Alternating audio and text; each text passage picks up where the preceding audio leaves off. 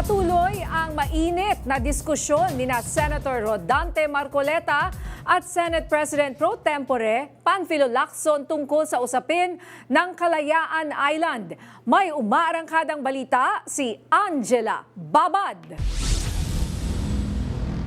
Sa pagpupulong ng Committee on National Defense and Security kaninang umaga, binalikan ni Senator Rodante Marcoleta ang pahayag ni Senate President Pro Tempore Panfilo Lacson sa nauna ng Commission on Appointments hearing noong February 4, kung saan binanggit umano ni Lacson na si Thomas Cloma ang nakadiskubre sa Spratly Islands at siya ring nag-turn over sa Spratly Islands sa gobyerno ng Pilipinas.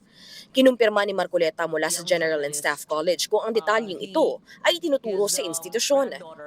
No, this statement came from Senator Ping. That's why I'm trying to clarify and have it confirmed kung totoo ito ang itinuturo. Kasi sabi nung captain, he took this course in Camp Crame. Sabi ni Senator Ping, when he took this course in 1983, ito ba yung tinuturo sa course na siya nag-discover and he turned over it to the government of the Philippines?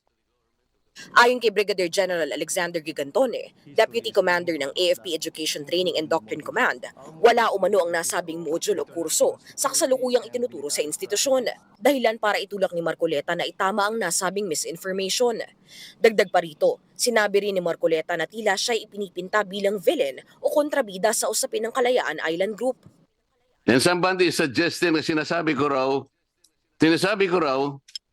I'm trying to